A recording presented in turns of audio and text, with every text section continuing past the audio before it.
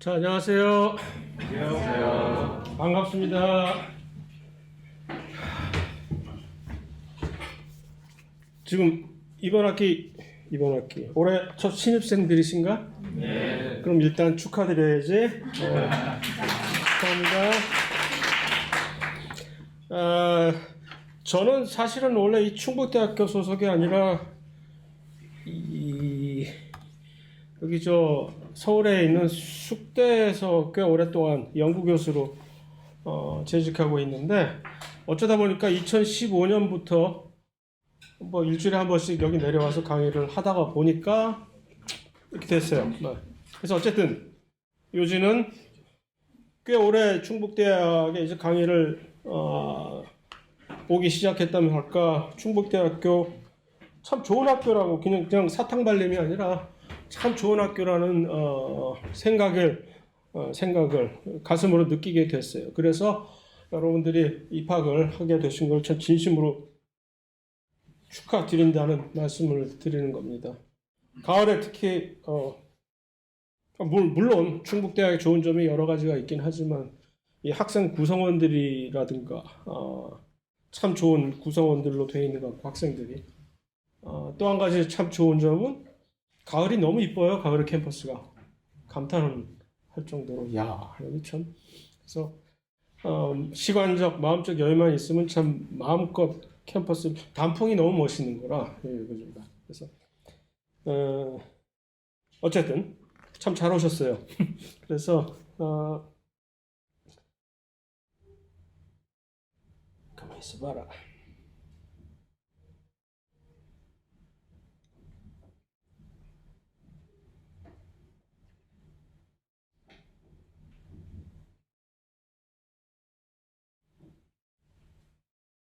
됐다. 오케이. 그래서 오늘은 물론 첫 시간이니까 완전히 2시간을 풀로 수업을 할 생각은 전혀 없지만, 그렇다고 해서 만나서 반갑습니다 하고 빠이빠이 하고 헤어질 생각도 없습니다. 그래서 강의 자료를 미리 올려놓은 거 이 캠퍼스나 LMS인지 뭔지 확인을 하셨으리라고 믿고, 또 그렇지 않고 미처 확인 못하고 그냥 빈손으로 오셨더라도 뭐 그다지 크게 손해 볼 일은 첫 시간이니까 아니라고 생각되기 때문에 그냥 그대로 나가죠, 수업을. 그래서 말씀드렸듯이 제가 서울에 있는 학교에 있기 때문에, 그 다음에 저랑 이제 어떤 의사소통을 할 때 주로 이메일 같은 것을 할 때, 물론 이 충북대학교 이메일 계정도 있긴 하지만 충북대학교 이메일 계정은 웹메일로 들어가서만 꼭 사용을 하는 이상한 불편함이 있어가지고 제가 좀 게을러서 잘 사용을 안 해요. 그래서 웬만하면은 이거는 그냥 항상 수시로 열려있는 저쪽 서울에 있는 학교 메일 계정이기 때문에 이걸 사용을 해서 주로 하시면 되고, 또 그거보다 훨씬 더 간편하게 그냥 문자 같은 걸로 주로 왔다 갔다 주로 확인해요. 무슨 급한 일이라든가 질문이라든가 할 때 그렇게 하시면 될 것 같고. 얘는 뭔데 자꾸 나와 있어? 여기 들어가. 알았다고.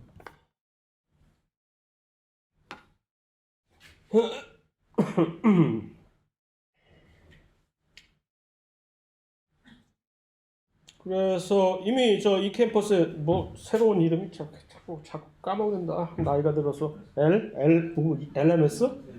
LMS 맞아요? 뭐든지.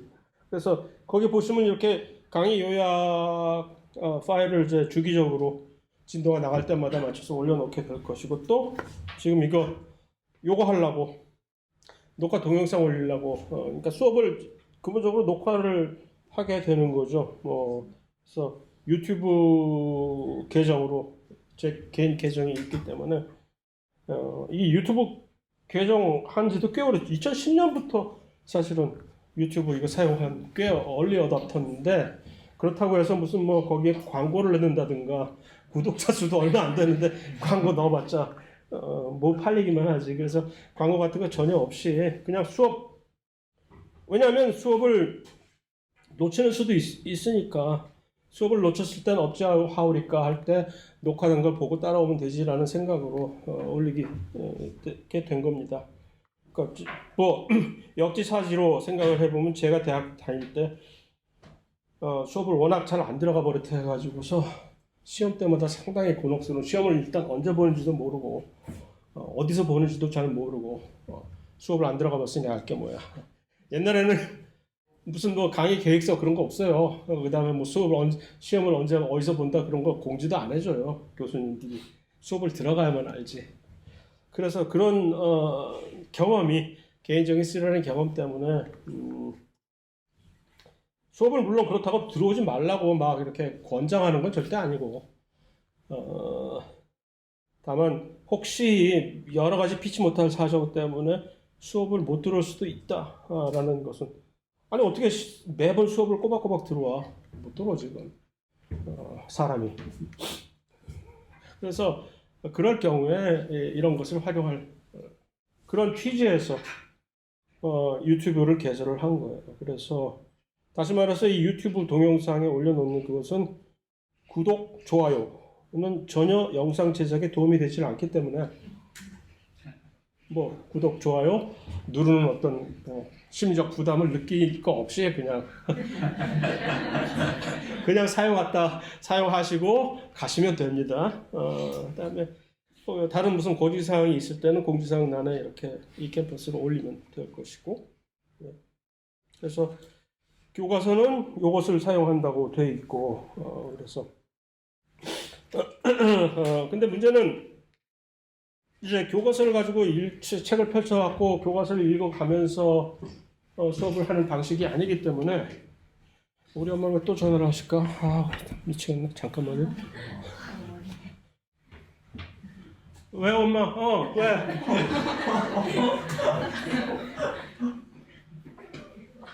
그래, 알아, 엄마. 빨리, 나 지금 수업 중이야. 그래, 이것도 찍히지, 지금? 이건 편집해야 되겠다. 그렇게 웃고는 있지만, 참, 저희 어머니께서 지금 말기암 판정을 받으셨고, 오늘 내일 하십니다. 아마 올해 안으로 돌아가실 것 같아요, 어머니가. 그래서 저 혼자 어떻게 따로, 사정상 혼자 따로 나와서 끝까지 이제 모시고 있는데, 웬만하면 요양원 안 보내고 어떻게 해보려고 하고 있는데, 그래서 좀 힘들어요. 나갈 때마다 누굴 좀 데려다 놓고 와야 되기 때문에 요즘. 그래서 거동도 전혀 못 하시고, 그래서 이런 이런 일도 버리시고 해서 양해를 좀 구합니다. 어쨌든 교과서는, 그런데 이제 교과서대로 딱딱 나가지 않고 요것을 요약을 해서 강의 요약을 파일을 제공해서 그것을 기반으로 이렇게 수업을 나가거든요. 그러니까 시험도 제가 수업 시간에 다른 내용만 시험에 나오는 것이고, 책에 있다 하더라도 제가 언급하지 않은 것이면 시험에 나올 보장이 전혀 안 되거든요. 왜냐면 내가 모르는데, 내가 기억이 안 나는데 내가 그걸 어떻게 내? 그러니까 그렇기 때문에 사실을 말하자면 책이 혹시 말해서 책이 없다 하더라도 사실 수업을 못 두고, 책이 없어서 내가 시험을 잘 못 봐서 A를 받아야 되는 건데 내가 C밖에 못 받았다라는 것은 전혀 변명법밖에 안 됩니다. 그래서 책을 사지 말라는 얘기는 절대 아니고, 뭐 집에 책 한 권은, 생물학 책 한 권은 있는 거 보기 좋잖아. 책꽂이.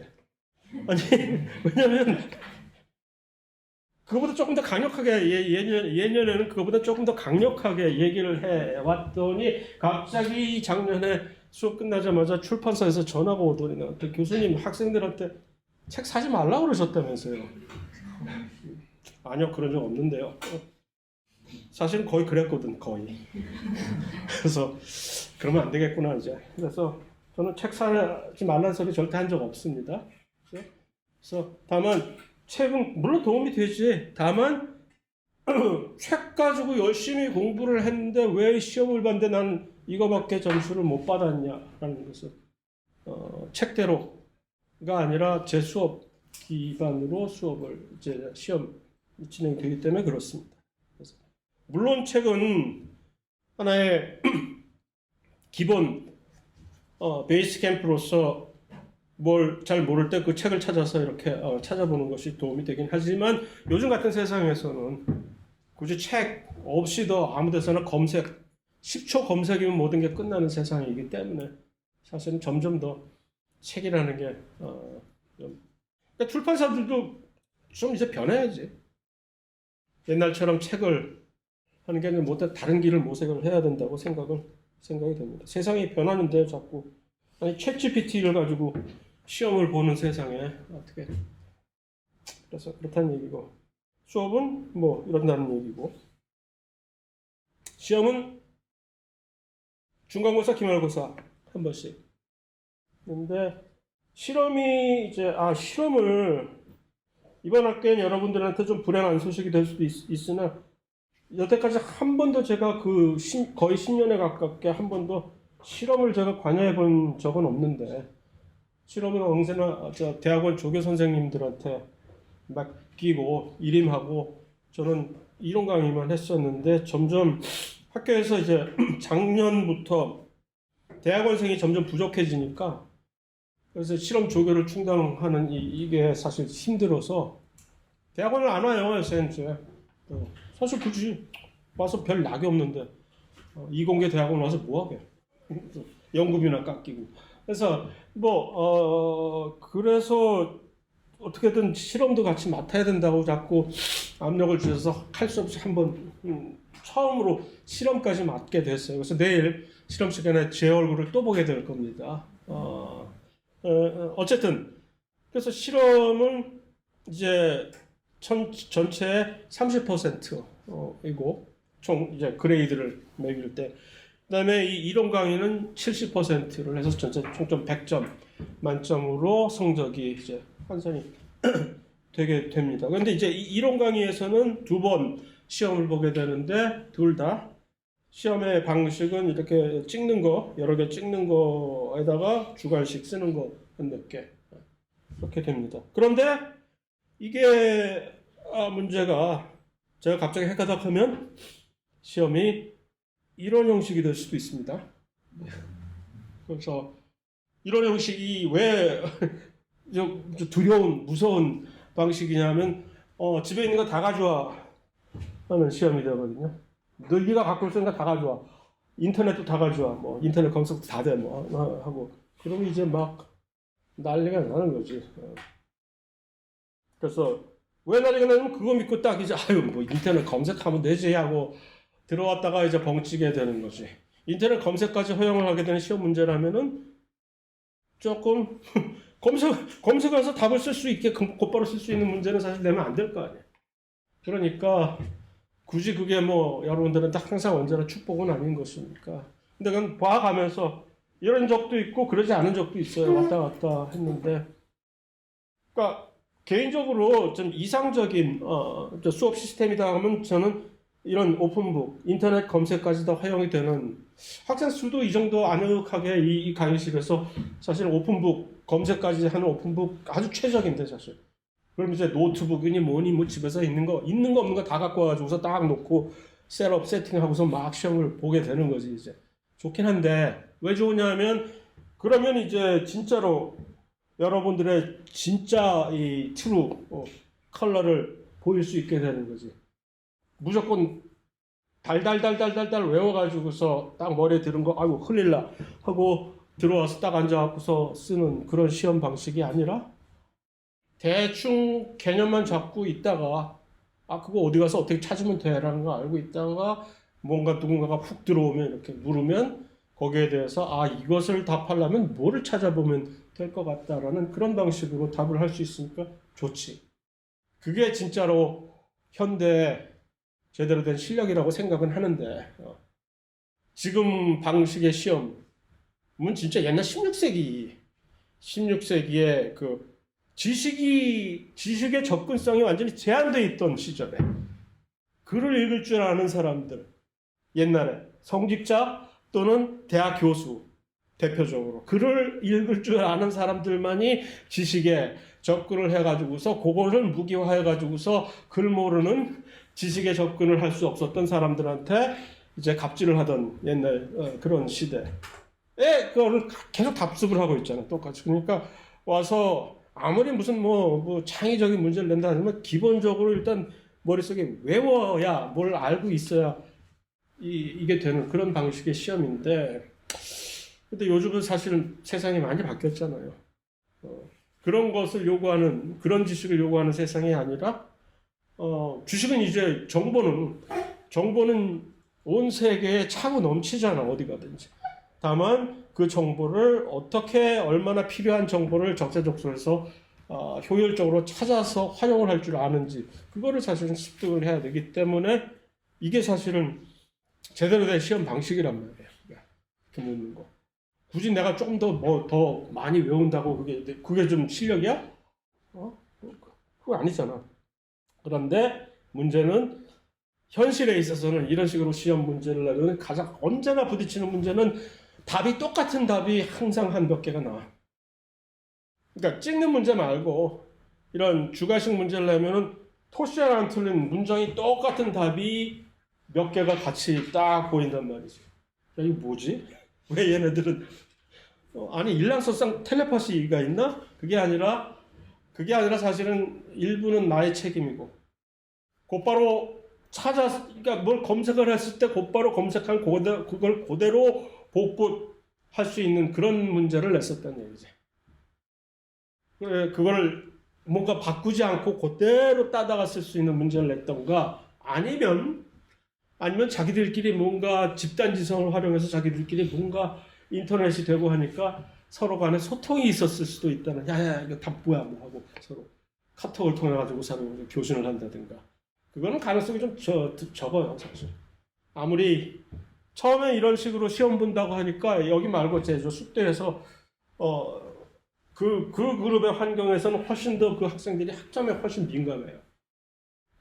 그래가지고서 갑자기 난리가 났어. 몇몇 학생들하고. 아니 그러면 막 이런 식으로 시험을 보시면 어떡해요? 그러면 자기들끼리 알아서 막 짜고 막 자기들 답 뭐냐고 서로 공모해가지고 막 시험 보잖아요. 그래서 속으로 웃으면서 그래 한번 해봐. 안 돼요. 절대 그렇게 못하는데, 그러니까 나중에 가니까 그 학생들 수긍을 하고 그게 힘들구나 라고 이제 인정을 했지만, 그래도 가능성이 일말에 뭐 아주 작은 확률이지만 조금 그런 게 있기는 한 거지. 뭐 그런 식으로 치팅을 하고자 마음 먹으면 사실 못할 거 없지. 집단 공모해서 야 이번에 한번 우리가 큰일 한번 치자.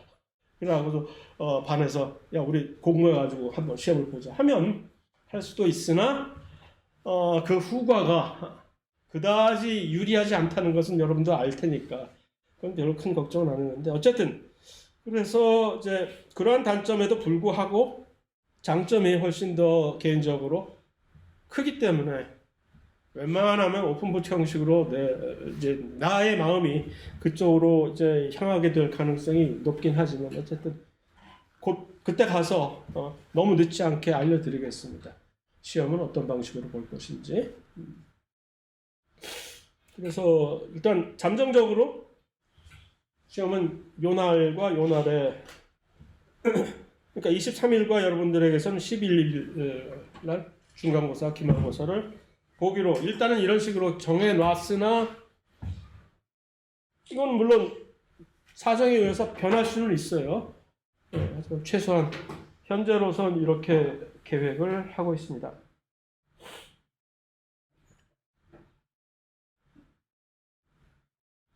그 다음에 이제 출석은 우리가 이제 15주 수업이니까 중간고사, 기말고사 빼면은 13번의 이런 강의를 하게 된다는 얘기죠. 그래서 출석 체크는 몇 시간 하는데, 출석을 일일이 이름을 호명하는 대신에 이제 오늘은 제가 나의 어머니가 나를 워낙 이렇게 괴롭히는 바람에 미리 준비를 못 해왔어. 미처 시간이 너무 없어서 이것저것 밥도 챙기라 뭐도 하랴 뭐 하다가 막 부랴부랴 뛰어나오느라고. 제가 이제 집이 여기서 멀 거 아니에요.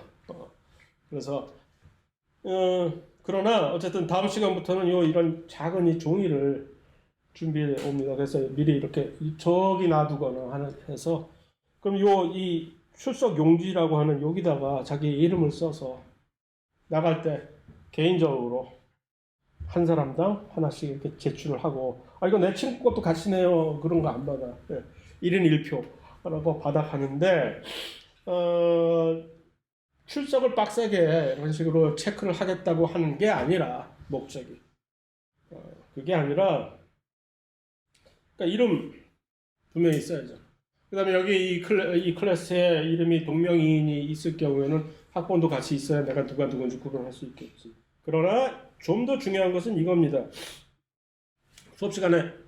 그날 수업 시간에 강의를 듣고 나서 뭔가 질문이 생길 거 아니야. 네가 뭐라고 그랬는데 이거 정말 사실이야? 확실해?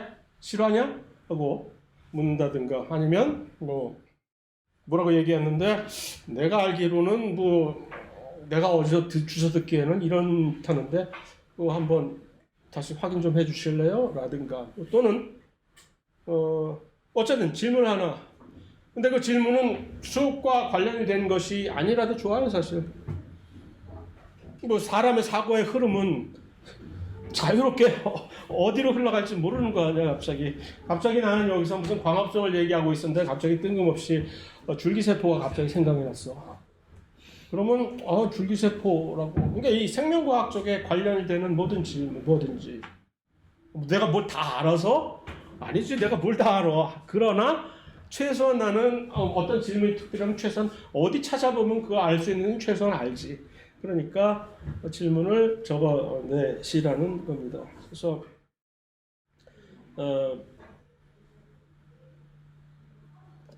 간혹 쓸데없는 질문하는 경우도 있어요. 쓸데는 없지는 않지만, 미국에서 저는 한국에서는 대학을 문과를 다니다가 인문계열 사회과학 계열이요. 경제학을 하다가 한 3년 남짓 다니다가 갑자기 무슨 일이 생겨서 그래서 이제 완전히 학부부터 다시 저 먼 나라 가서 학부도 다시 이제 이과로 변신해가지고, 그때 당시에는 한국에서의 전과라는 것은 있을 수가 없는 얘기였고, 일단 내가 들어간 과는 절대로 움직이질 못해. 꼬우면 학력고사를 다시 보든가 해서 그 생각도 했으나, 이미 3년 동안 술 퍼먹고 굳어진 머리에 학력고사를 다시 보고 다시 이과로 들어가기에는 조금 그래서 어쨌든 그렇게 됐어요. 저 먼 데서 다시 1학년부터 이제 생물학을 처음 하게 됐어요. 그래가지고 어쨌든 여러 가지 이제 문제점이 사실 있긴 한데, 지금은 많이 나아졌지만 이 용어라는 것도 처음에 다시 돌아와가지고서 2010년도에 제가 돌아왔는데, 한 25년을 거기서 살았어요, 미국에서. 그러다 돌아와가지고서는 강의를 하는데, 이 용어가 한국말로는 막 생각이 안 날 수가 없지. 배운 적이 없는데 잘 모르겠는 거라. 그래서 많이 고생을 했었는데 지금은 많이 나아졌지.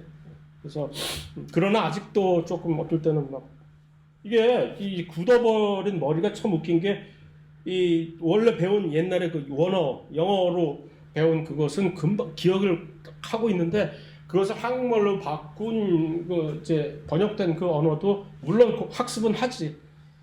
그런데 금방 까먹는 거라. 그건 생각이 안 나갖고 버벅거릴 때가 좀 많습니다. 그래서 이해를 좀 그것도 부탁드리고요.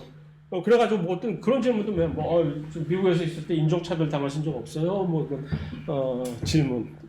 어떤 질문은 쓸 때가 있을 경우도 있어요. 그런 거는 이 질문을 왜 받느냐 하면 그 중에서 웬만하면 가능한 한 많은 질문을 수업 시간에 다시 공유를 해서 여러분들한테 질문을 답을 해주려고 하는 겁니다. 그런데 이제 이것도 항상 운영의 묘를 살려야 되는 게, 질문을 여기서 수업 시간에, 다음 수업 시간에 그 전 질문을 10개 15개를 나가면 진도는 언제 나가 그래서 또 그렇다고 해서 2-3개만 뽑아서 하면 나머지 이제 누락된 질문은 어떻게 할 건지, 그런 거에 대해서는 여러 가지 운영의 묘를 살려서 이제 좀 잘 개선을 시켜야 될 사안이라고 생각하지만, 어쨌든 참 좋은 방법이라고 또 개인적으로 생각을 하기 때문에 그 질문을 항상 적어주시기 바랍니다. 그러나 그거 역시 항상 언제나 무슨 질문이 있어, 내가 무슨 그럴 경우 물론 있지. 질문 없음.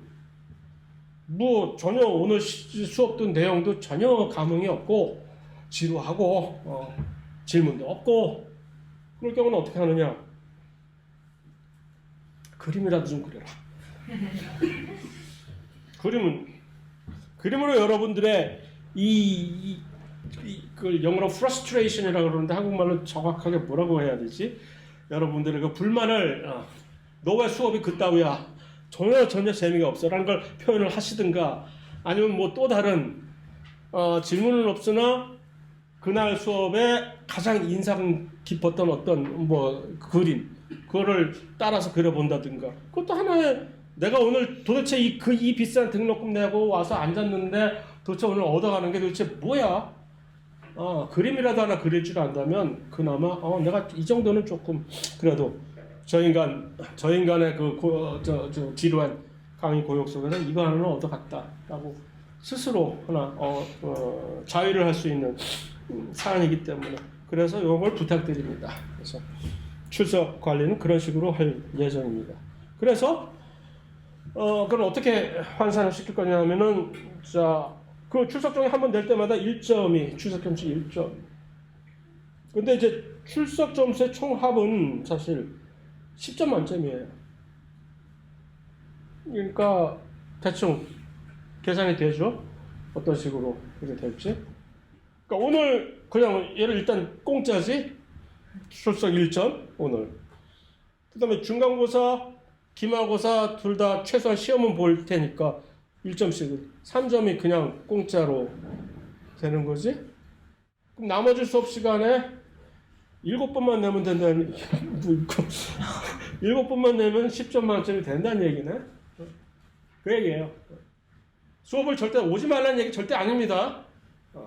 오지 못하게 되는 경우가 있다 하더라도 그것 때문에 큰 불이익을 어쩌다 못 빠질 수 있다는 얘기입니다.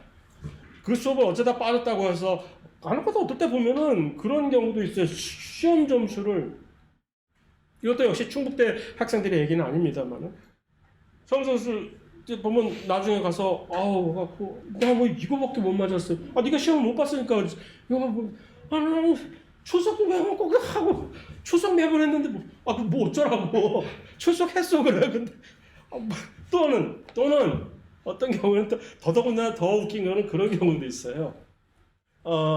꽤 많아. 이제 강의 평가할 때 컴플레인의 가장 메인 컴플레인이 제가 받는 게 뭐였냐면 출석 체크 좀 똑바로 해주세요. 어떤 학생들은 와가지고서 미리 저쪽 동네는 출석을 이제 전자 출석기에다 자기 핸드폰으로 띡 찍고 가는 그런 시스템이거든. 그럼 이제 3시간 수업이다 뭐 하면 와가지고서 띡 찍고 중간에 쉬는 시간에 간다든가 아니면 미리 10분 전에 와서 띡 찍어놓고 도망간단 말이야. 그런 경우에서 그거 좀 제대로 해달라는 얘기지. 자기는 와갖고 열심히 수업 듣고 하는데 어떤 애들은 와가지고서 띡 찍고 가버리고 한다는 불공평하다는 얘기지. 너도 오지 말든가. 그러면 오지 말든가. 왜 그걸 가지고 출석이 무슨 뭐 의무야? 네 좋으라고 출석하는 건데? 라는 생각을 속으로는 해보지만 그래서 그러한 심리적인 백그라운드 밑에서 이런 출석 팔러시를 저는 가지게 되는 겁니다. 그래서 출석을 절대로 뭐 하지 말고 이렇게 개판 5분 전으로 하라는 얘기가 절대 아니라 다만 출석 어쩌다 한 2-3번 빠졌다고 해서 내가 이것 때문에 치명적으로 수업 열심히 들었는데 또 수업 빠진 날에는 내가 열심히 나름 공부했는데 그것 때문에 내가 점수를 깎여야 되리? 그게 오히려 난 불공평하다고 생각을 한다는 얘기입니다. 그래서 어쨌든 그래서 이렇게 된다는 얘기니까 알아서 운영을 하시면 되겠습니다. 그래서 중간고사, 기말고사는 각각 35%씩 70점. 그 다음에 실험이 이건 좀 잘못됐다. 이거 아니다. 취소. 실험이 20점 하면 너무 가성비가 안 나와. 그렇게 열심히 실험하는데. 실험은 30점이에요. 그러니까 출석은 10%. 그러니까 이것이 30으로 변해야 되겠지? 아까 중간고사, 기말고사 각각 30으로 조정합니다.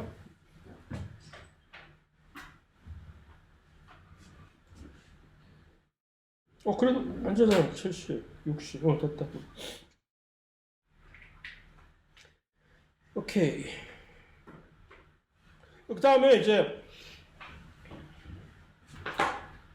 또 한 가지 이제 물론 이것도 이제 여러분들이 알아서 운영의 묘를 살려야 되겠지만 이런 거 혹시 들고 들어온다고 해서 뭐라 그럴 거 아니니까 뭐 음료수라든가 그다음에 간식이라든가 흘리지만 국물 같은 거 흘리지는 말고 간식이라든가 그런 거 자연스럽게 와서 먹어가면서 마셔가면서 수업하는 거 뭐라 안 합니다. 그러니까 뭐 나도 커피컵 들고 와서 이렇게 마셔가면서 하는 게 참 좋은데 앉아서 듣는 여러분들이야 오죽하겠어요. 그래서 그러니까 웬만하면 혹시 잘못하다가 점심을 걸렀다든가 그럼 뭐 하나 집어서 들어오세요. 그래서 같이 편안하게 자유스럽게 수업을 하시면 되고 이동하는 것도 사실 중간에 화장실 가는 것도 굳이 뭐 참았다가 중간에 쉬는 시간 10분이 있을 예정이지만 첫 세션, 두 번째 세션 사이에 쉬는 시간이 물론 있기는 하지만 그렇다고 해서 중간에 갑자기 급해 죽겠는데 뭐 그럴 때도 있을 거 아니야. 조용히 소문 없이 살짝 뒷문으로 나갔다 들어오든가 아니면 정 급할 때는 앞문으로 뒷문이 막혀 있을 경우는 그러니까 왔다 갔다 하는 것도 그다지 큰 결례가 되지 않는다고 생각을 하니까 그게 뭐 그렇게 무슨 뭐 무리한 짓이야. 수업 시간에 왔다 갔다 하는 게 듣기만 잘 하면 되지 뭐. 그렇다고 막 떠들으라는 얘기는 아니에요. 왜냐면 떠들면 다른 사람한테 방해가 되잖아. 그거는 제가 뭔가 액션을 취할 예정이고. 자, 질문? 없으면 자 오늘은 자 남은 시간이 얼마인가 뭐 1시간 조금 더 넘길 수도 있겠다.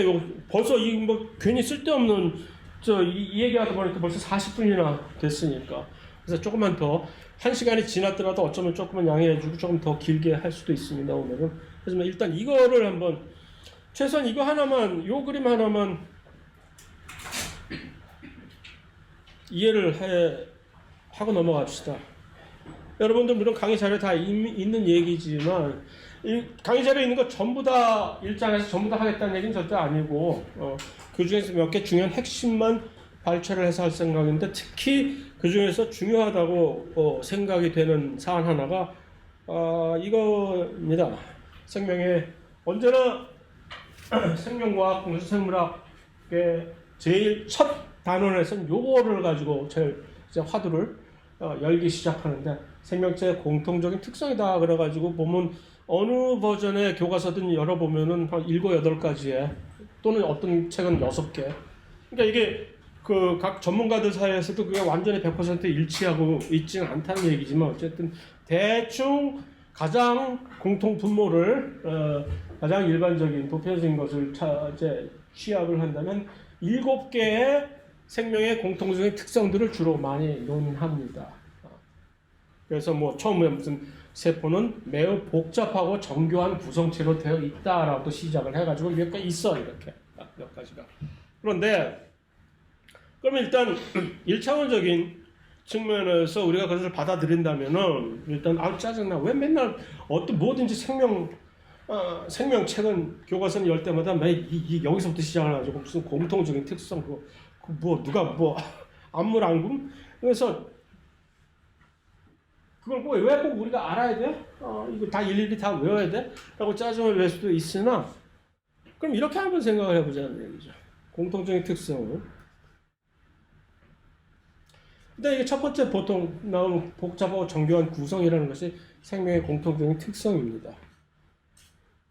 왜 생명체는 복잡하고 정교한 구성이라는 얘기 왜 그러냐 하면은 생명이라는 건 일단 최소한 정의 이상 모든 생명은 세포라는 것으로부터 일단 출발점이기 때문입니다.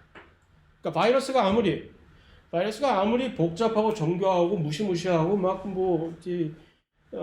창궐하고 우리를 괴롭히고 해봤자 최소한 우리들의 관점에서는 바이러스는 생명으로 간주를 하지 않습니다.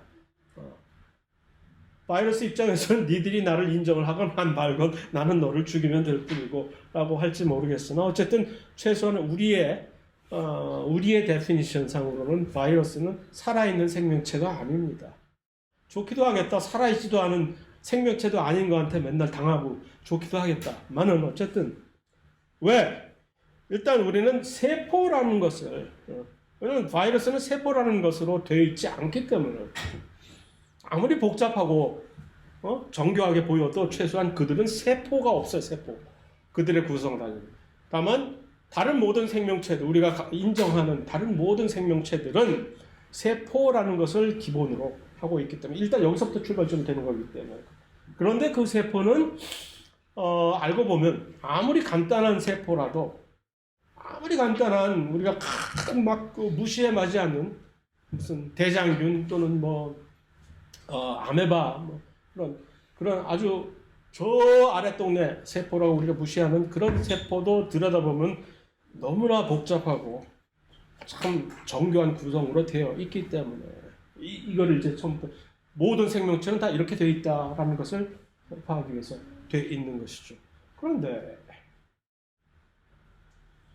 일단 세포가 되면은 뭔지 왜 그런지 모르나 세포라는 것을 일단 구성해서 나는 이제 드디어 살았다라고 살아있지 않은 무생물과 살아있는 생명체의 사실 이 큰 경계선은 그 사실 살아있는 생명체나 살아있지 않은 무생물이나 전부 둘 다 화학적으로 보면 둘 다 뭘로 만들어졌어? 화학 물질로 만들어져 있는 거거든. 근데 왜 다르지? 이들을 다르게 만든 것은 바로 사실 세포라는 금을 딱 하나 그어놓고 어떻게 보면 이렇게 세포 막을 딱 쳐놓고 막 안에 들어온 물질들은 뭔가 이상한 요소리 생겨가지고서 갑자기 살아 숨쉬는 움직이는 그런 생명체로 탄생하고 이 세포 안에 포함되지 않은 밖에 있는 물질들은 그대로 살아있지 않은 그 차이가 나는 거거든요. 그런데 일단 문제는 세포라는 것으로 이렇게 딱 살아있게 되면은 이 모든 세포들은 공통적으로 전부 이 짓을 죽자고 덤벼드는 거지 살겠다고. 그러니까까지 오래 계속 영원히 살겠다는 거죠. 그 누구도. 그 어떤 생명체도 계속 그들의 궁극적인 목표는 나는 영원히 사는 거야. 그런데 그 누구도 영원히 사는 생명체는 없잖아요. 어떻게 하면 될까? 근데 왜 얘네들은 이렇게 영원히 살게 왜 이런 특성을 전부 가지고 있을까? 모든 세포는. 세포 안에 들어있는 그 무엇 때문에 그런 거야?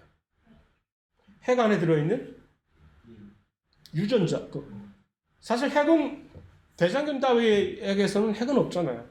그럼에도 불구하고 유전자가 있기 때문에 그 유전자는 희한하게도 유전자는 어떻게든지 자기를 계속 불려가지고서 영원히 살고자 한단 말이에요.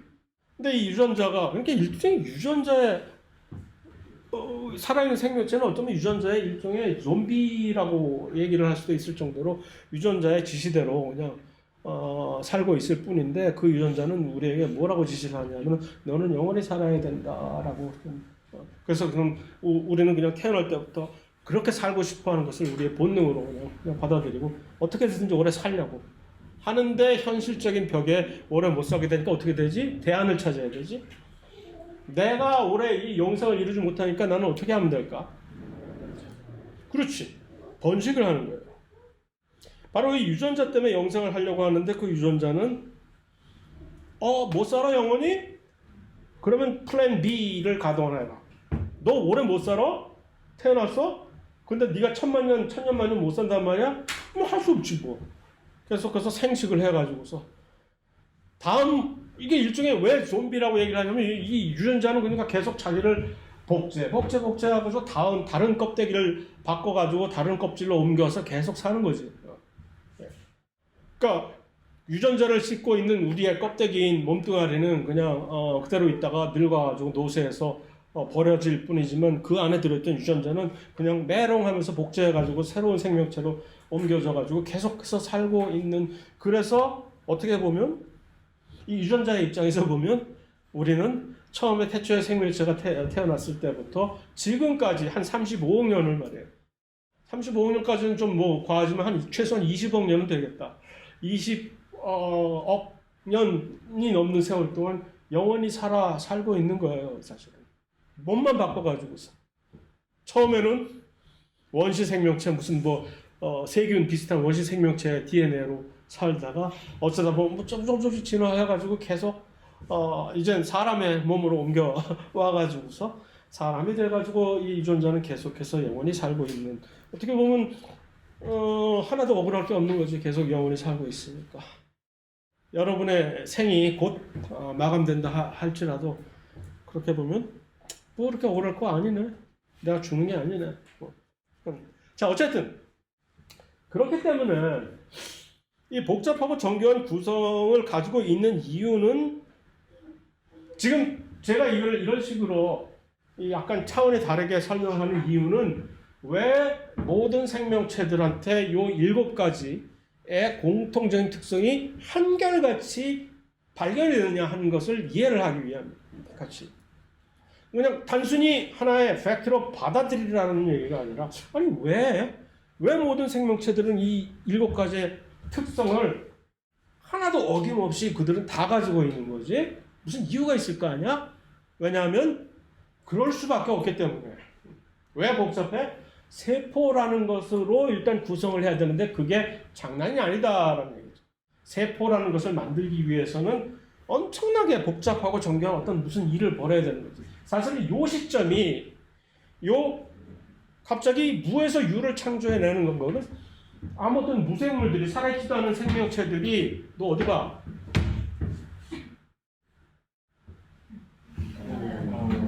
쫄새끼. 살아있는 생명체들이 탄생할 때 이것을 만들어내는 것들은 그냥 물질들이거든. 그 물질들이 이렇게 복잡하고 정교하게 이렇게 만드는 게 조금 어려운 용어로 엔트로피라고 들어는 봤나? 그 엔트로피라는 그것이 원래 안 되게 돼 있는 거란 말이에요. 원래. 물론 다 되는 방법이 있으니까 이렇게 태어났겠지. 그러니까 원래는 이게 우주의 이 엔트로피의 법칙을 연력학 제2법칙이라고 하는데, 거기에 완전히 정반대로 역행하는 것처럼 보이는 이 사건 때문에 사실은 이 생명이 저절로 태동했다고 하는 과학자들이 주장하는 것을 상당히 거북하게 여기는 이 종교적으로 이렇게 많이 심취된 사람들이 바로 요점을 즐겨서 공격을 하는 거예요. 말이 되냐? 이게 안 되는데 니들이 어떻게 생명체가 저절로 태어났다고 얘기하는 거냐. 물론 이제 하나는 알고 둘은 모르셔서 그렇지만 어쨌든 간에 요 점이 바로 상당히 심리적으로 이제 거북한 지점이에요. 우리 어떻게 얘네들이 저절로 이렇게 복잡하게 자기들끼리 만들었단 말이야. 조직을 했다는 얘기야. 스스로라는. 그러나 방법은 있다라는 얘기죠. 어렵긴 하나. 어쨌든 태어났으니까 지금 있는 거 아니야. 그래서 이렇게 영상을 하는 이유는 바로 유전자 때문에 이렇다라는 얘기고, 왜냐하면 그냥 세포만 있다고 하는 것은 그냥 껍데기니까. 우리가 세포라고 중요시 여기는 것은 그 안에 무엇이 있기 때문에 가장 중요한 물질은 바로 그 안에 있는 유전 물질이라는 얘기예요. 그 유전 물질이 중요한 이유는 얘네들은 희한하게 자기를 복제를 한단 말이에요. 복제를 해가지고서 심지어 바이러스가 가지고 있는 유전 물질도 똑같은 일을 벌여줘요. 복제 해가지고서. 그래서 그 복제하는 방식이 바로 우리는 이것을 일컬어서 생식이라고 얘기를 하는 것이고, 생식을 거듭. 그런데 문제는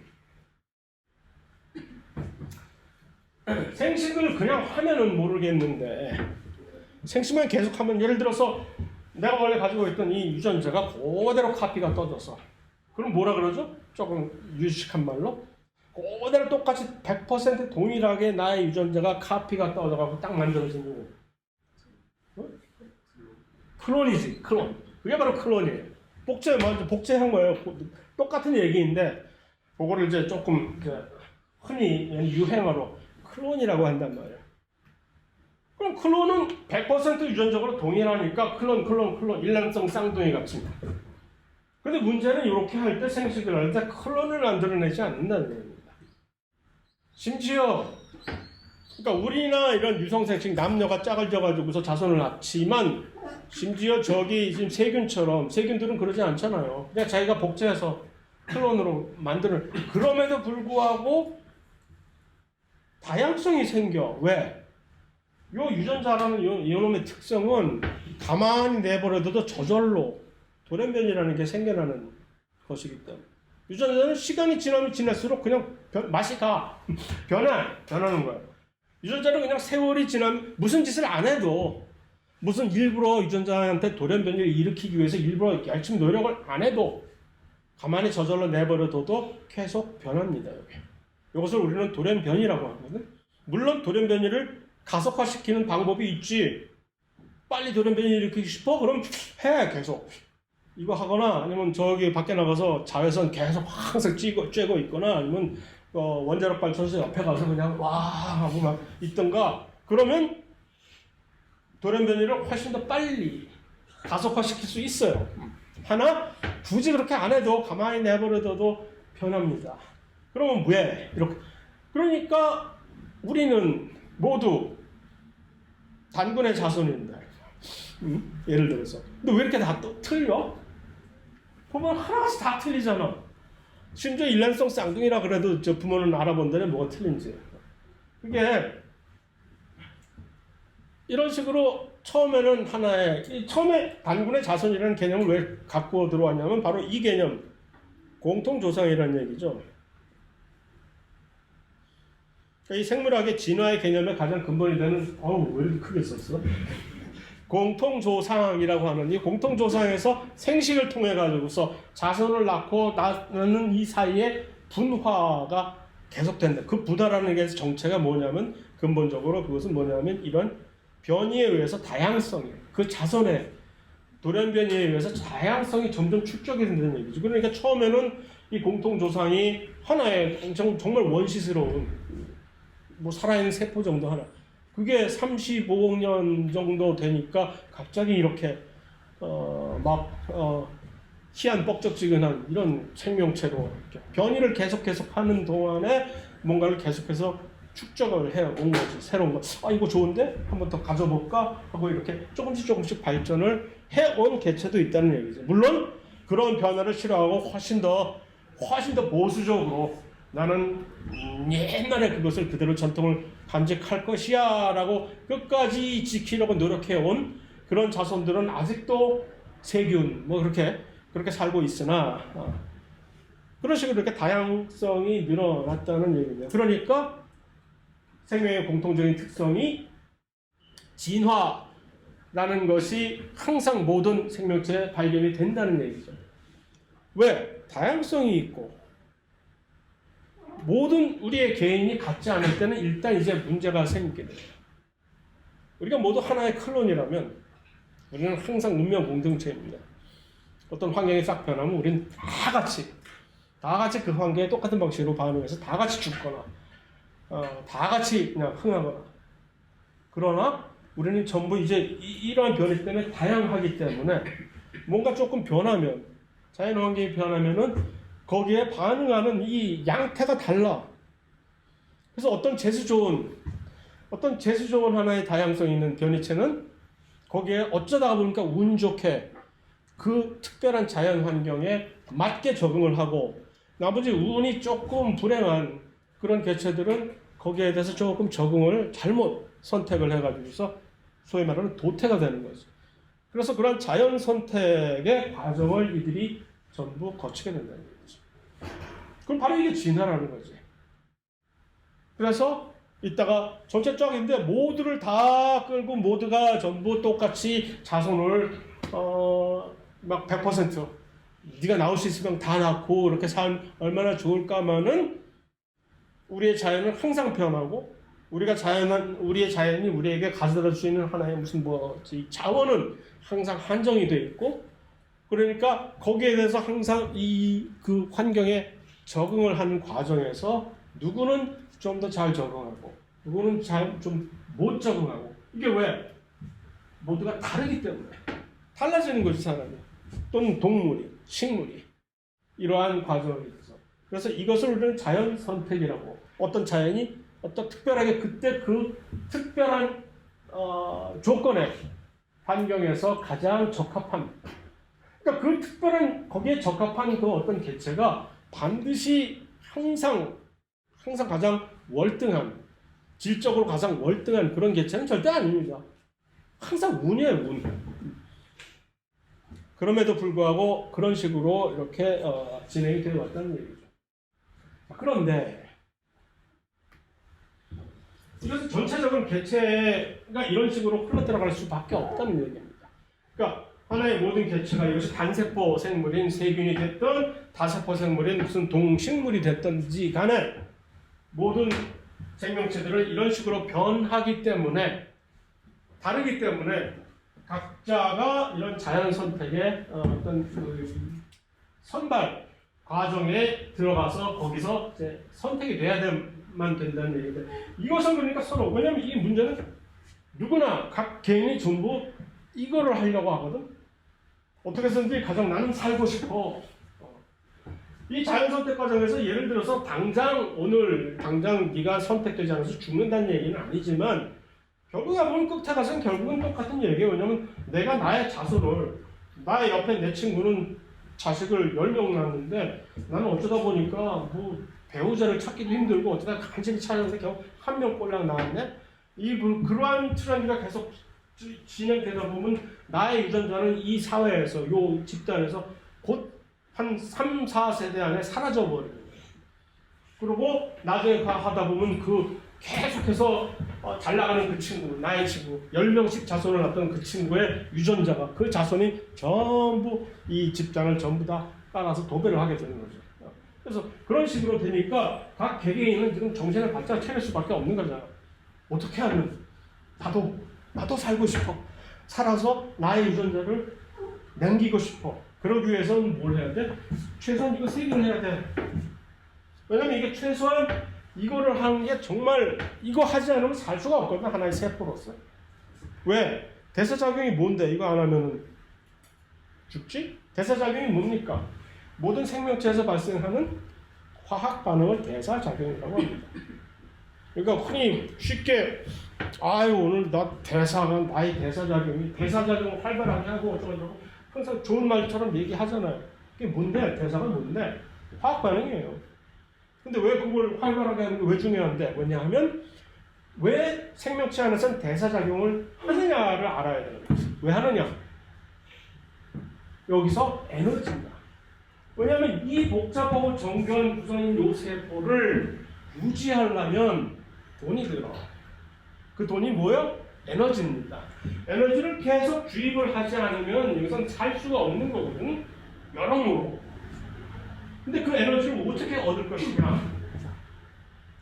뭐 에너지 세포인데 내가 못할 게 뭐 있어? 만들면 되지. 내가 뭐 세포 안에 무슨 뭐 미토콘드리아 그런 것도 있다며. 거기서 막 그래서 미토콘드리아가 에너지 공장이라며. 그렇게 되는 게 아니거든요. 연력학 제1법칙에 항상 지배받을 연력학 제1법칙은 뭐라고 얘기하냐면 네가 신이 아닌 이상 너는 에너지를 만들거나 또는 없앨 수 없다라는 얘기입니다. 에너지는 만들어지지도 않고 사라지지도 않는다라는 게 연력학 제1법칙이거든요. 다시 말해서 네가 여기서 에너지가 필요해? 너는 에너지를 못 만들어. 그럼 뭐 어째야 돼? 어디서 갖고 와야지. 딴 데서. 그게 바로 대사작용입니다. 에너지가 필요하면 어디서 가져와가지고서 예를 들어서 제비다리를 부러뜨려서 박을 터지게 만든다든가 하는 뭔가 누군가를 취해 와야 돼. 에너지를 얻기 위해서. 그 다음에 그 에너지 갖고 뭐 하려고? 그 에너지를 가지고 내가 나의 유지 보수를 한다든가 하는 그러니까 그 모든 것이 대사작용에 포함이 된다는 얘기죠. 나중에 우리가 배우게 될 산소 호흡, 유기호흡과 광합성은 사실 이 두 가지 종류의 대사작용의 대표적인 것이기 때문에 배우는 겁니다. 하나는 에너지를 얻기 위한 어떤 대사작용. 누군가 어떤 물질을 가져와서 그것을 부서뜨려 가지고서 거기서 발생하는 에너지를 얻어서 그걸 가지고 내가 음식 먹는 거지. 왜 음식을 먹어? 우리가 에너지가 필요하니까. 음식을 먹으면 어떻게 돼요? 음식에 있는 그 불쌍한 음식 분자들을 뽀개는 과정에서 에너지가 방출이 되게 되어 있거든요. 그것이 호흡이고. 그 정반대 대사작용은 갑자기 뷰에서 물을 창조하듯이 아주 신기한 마법처럼 보이지. 그냥 여기저기 떨어지는 작은 물질들을 모아가지고 주섬주섬 모아가지고 음식을 만들어내네. 이렇게 하는 그러한 대사작용도 있습니다. 아무나 못하지 이거. 저 밖에 있는 저런 친구들만 할 수 있는 대사작용. 어쨌든 그것이 서로 두 개의 가장 대표적인 정반대 대사작용이기 때문에 우리가 이 일반 생물학 시간에서 유기호흡과 광합성을 따로 배우게 되는 겁니다. 그 다음에 자극에 대한 반응이란 뭐냐면은 그냥 에너지를 무조건 만들어낸다고 될 수 있는 게 아니라 이것은 세상이 어떻게 돌아가는지를 항상 탐지하고 있어야 된다는 측면입니다. 자극이라는 것은 외부에서 오는 거거든요. 바깥에 음식물이 많다. 바깥에 무슨 이상한 나쁜 물질이 있다. 그래서 항상 염두에 둬야 되는 거예요. 모니터링을 해야 되는 거예요. 그러다가 딱 잡히면 바깥에 보니까 음식이 영양분이 전혀 없네? 라는 걸 탐지를 하면 거기에 대해서 알맞게 적절하게 대응을 해야 되는 거죠. 그러한 것들을 하기 위해서 세포 안에는 갖춰줘야 될 엄청나게 많은 도구들이 있다는 얘기입니다. 간단히 얘기해서. 그것들을 이제 일반 생물학 시간에 일종의 소위 말하는 수용체, 세포 표면에 붙어있는 수용체라든가 또는 물질을 운반시키게 되는 수송체라든가 하는 것들이 있는 이유가 바로 이런 것을 수행하기 위해서 하는 것이고, 그럼에도 불구하고 또 그러면서도 항상성이란 건 뭐냐면 예를 들어서 그렇게 막 반응을 하면서도 항상 언제나 부화한 뇌동만 해가지고선 될 일이 아닌 경우가 있는 거죠. 내가 지켜야 될 어떤 아주 중요한 어떤 조건들이 있는 거죠. 예를 들어서 체온 37도는 동물에 있어서 포유동물이나 무슨 우리처럼 그것은 항상 언제나 중요하게 지켜야만 되는, 아무리 바깥의 온도가 왔다 갔다 하더라도 내 내부의 온도는 37도로 항상 지키는 것이 여러모로 필요한 그런 항상성의 예로서는 물론 체온을 유지하는 것이 가장 좋은 예는 아니나 어쨌든 간에 시간 관계상 그렇게 일정하게 유지를 해야 되는 그런 것도 있다. 이 세 가지를 통틀어서, 그러니까 이 세 가지가 전부 다 에너지의 그 효율성과 그것을 이용한 세포의 생존의 극대화를 이루는 데 있어서 가장 기본적으로 필요한 하나의 특성들이라는 얘기죠.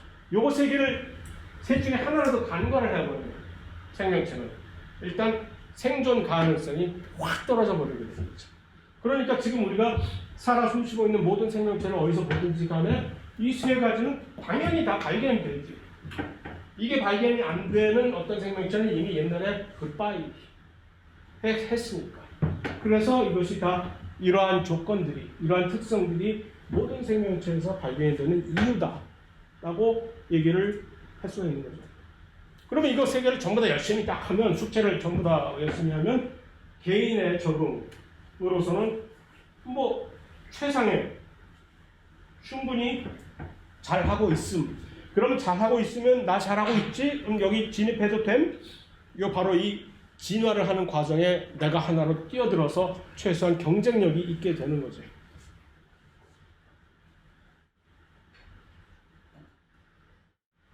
그 다음에 사실 자연 선택이라는 것은 각 개개인이 받게 되는 거잖아요. 그리고 각 개개인이 받게 되는 그 선택을 잘 받기 위해서는 최소한 기본으로 요거는 갖고 있어야, 거기다가 이제 운이 따라야지. 가장 중요한 건 운이 좋아야 된다. 운치의 기산. 그래서 그렇게 되다 보면은 이제 그렇게 돼서 뽑힌 개개인들이 모여서 하나의 군집을 이루게 되는 겁니다.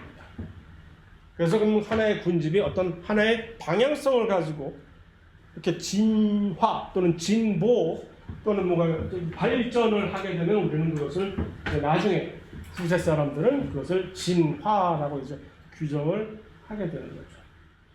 그러면 하나의 종으로서, 그러니까 옛날에 하나에서 출발했던 어떤 원시 공통 조상이 이런 식의 과정을 거듭하다 보면 여기저기서 이렇게 하나의 군소, 새로운 어떤 종류를 이런 식으로 자기들이 만들어내는 거죠. 사람과 침팬지도 그렇고 그 이전에 훨씬 또 다른 비슷한 유인원들도 그렇고 또 그와 비슷한 또 다른 동물들도 그렇고 다 거슬러 가다 보면 이런 식으로 조금씩 서로 분리가 되어 가지고서 분리됐던 그룹의 자손들이 승화 발전시켜서 하나의 새로운 종을 만들어내게 돼 왔다는 그것을 우리는 이제 통틀어서 진화라고 하게 된다는 거죠. 그래서 진화, 자연선택 이런 것들의 특성이 모든 생명체에서 발견이 될 수밖에 없는 이유가 되는 거죠. 다 이런 식으로 연결이 되어 있기 때문에 이게 안 보이면 이상한 거지. 왜냐하면 이게 안 되니까. 이게 안 보이는 어떤 생명체는 이미 옛날에 살아있지 못하게 되기 때문에 모든 살아있는 생명체는 이 과정을 일단 최소한 통과한 생명체이기 때문에 그렇다라는 얘기입니다. 그래서 그러한 관점에서 그러니까 여태까지 이것은 어느 책에서도 이런 식으로 이것을 이렇게 해석을 한 책은 없으니까 이거 뭐야 뭔 사이비가 나와가지고 뭐 이런 식으로 이걸 얘기를 해라고 생각을 할 수도 있겠으나 아무리 내가 생각을 해봐도 이것은 이런 식으로 해석을 해서 풀이하는 것이 매우 타당하다고 나름대로 생각을 하기 때문에 여러분들 앞에서 이런 식으로 얘기를 할 수 있는 자신감이 있다는 얘기입니다. 그래서 이렇게 이러한 하나 둘 셋 넷 다섯 여섯 7개 만들어 7개의 이러한 또 어떤 경우에는 이것까지 다 합해가지고서 이제 8개의 특성이 생명체의 공통 특성으로 전부 보이게 되는 그런 이유가 된다는 얘기입니다. 그래서 자, 뭐 그 정도 하고 오늘은 여기까지만 하고 계속해서 요것과 이제 관련이 되는 또 다른 이제 몇 가지 특이적인 생명체의 특성을 다음 시간에 계속해서 진행을 하도록 하겠습니다.